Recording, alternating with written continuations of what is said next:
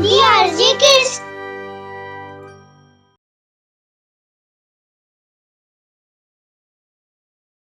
कहानी सबक। श्याम मुर्गियों को बेचने बाजार जाता है, लेकिन दो चोर उसको बेवकूफ बनाकर उसकी मुर्गियां उससे ले लेते हैं।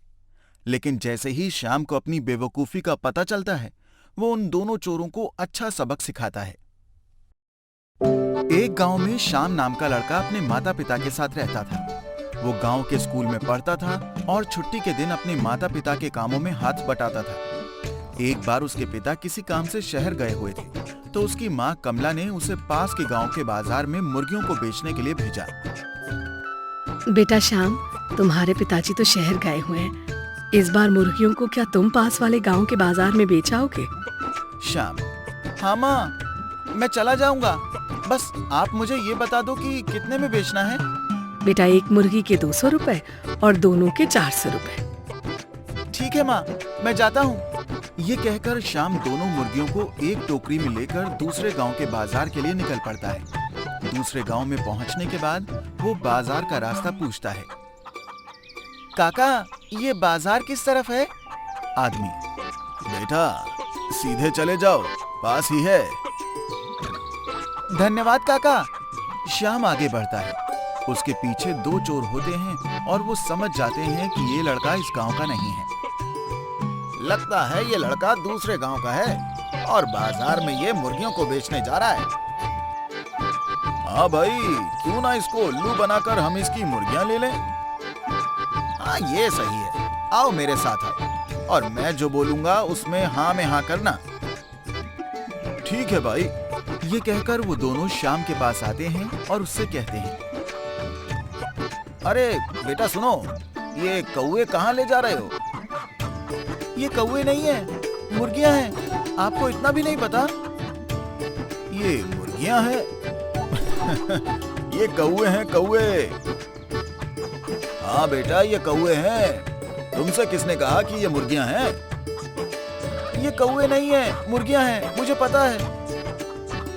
क्या तुम इनको बाजार में बेचने जा रहे हो? वहाँ तुम्हें इनके 2 रुपए भी नहीं मिलेंगे। हाँ, तुम चाहो तो मैं इन्हें 10 रुपए में खरीद सकता हूँ।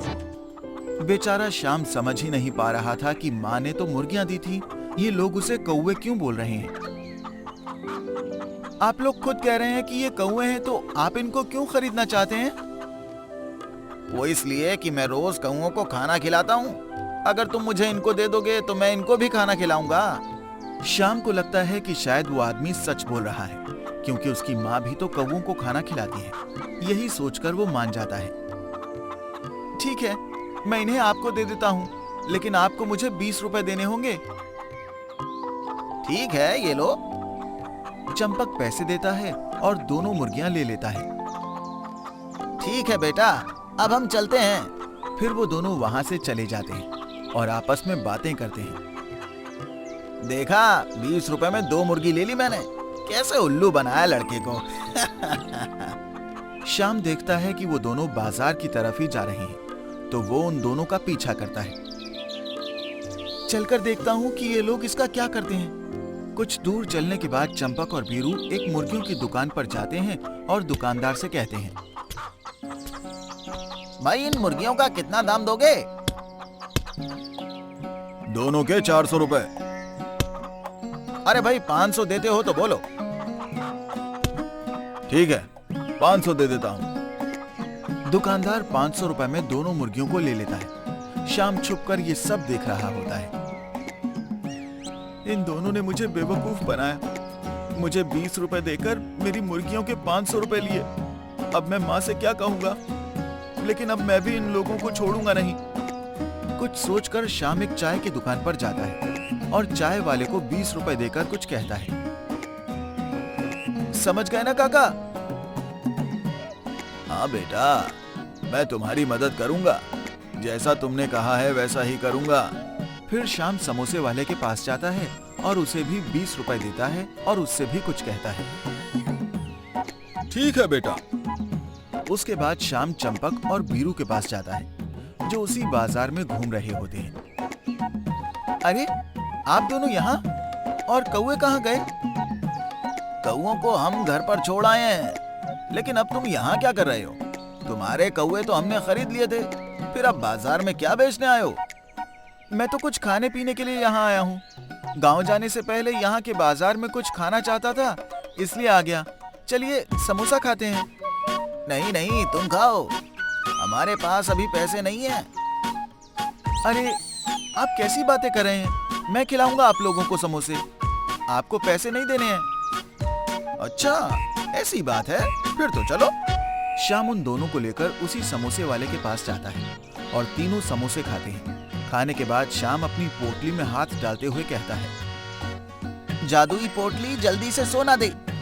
ये कहकर वो पोटली से मिट्टी निकालकर समोसे वाले के हाथ में रख देता है। फिर समोसे वाला मुट्ठी खोलता है तो मिट्टी के बदले उसमें 20 रुपए होते हैं। ये क्या, तुमने तो मिट्टी दी थी, ये 20 रुपए कैसे बन गए? ये चमत्कारी पोटली है, ये एक तपस्वी बाबा ने मेरी माँ को दी थी, इसमें से सोने की मिट्टी निकलती है।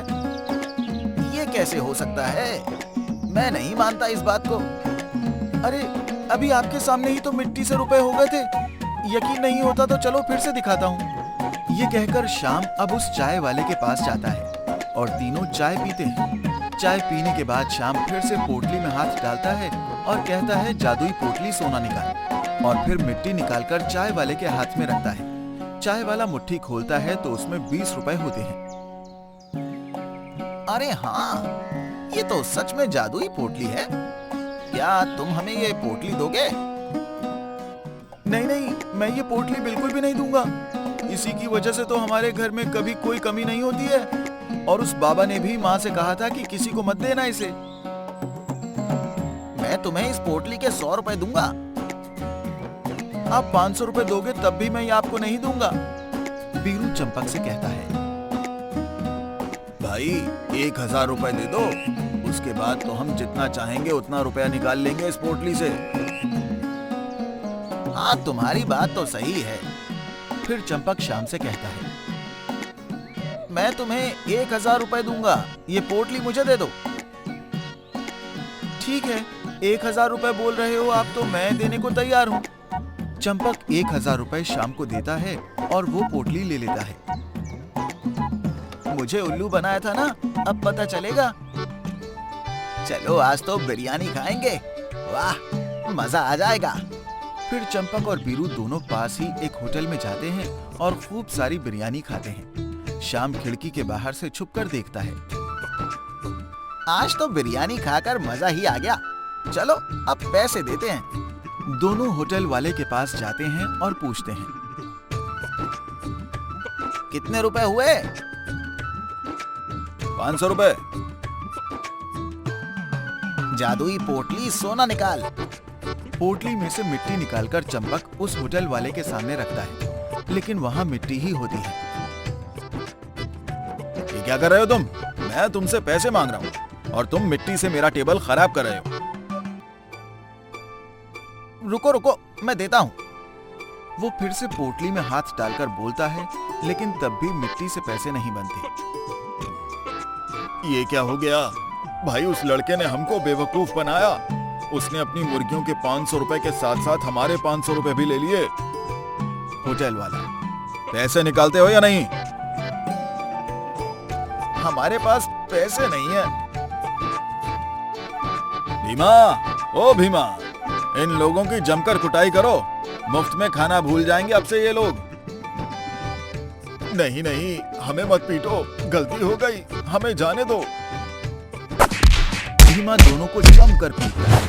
वो दोनों माफी मांग रहे होते हैं कि अब से ऐसा नहीं करेंगे। श्याम ये सब देखता है और वहाँ से चला जाता है। घर आकर श्याम सारी बात अपनी माँ को बताता है। देखा बेटा, बुरे काम का बुरा ही नतीजा होता है, लेकिन तू अब कभी ऐसा मत करना, वरना तुझ में और उनमें क्या फर्क होगा। इस बार तो तूने उनको सबक सिखाने के लिए ऐसा किया है, लेकिन हुई तो ये भी बेईमानी ही ना बेटा। हाँ माँ, अब से मैं ना तो बेवकूफ बनूंगा और ना ही किसी को बनाऊंगा। इसी तरह श्याम ने उन दोनों चोरों को सबक सिखाया।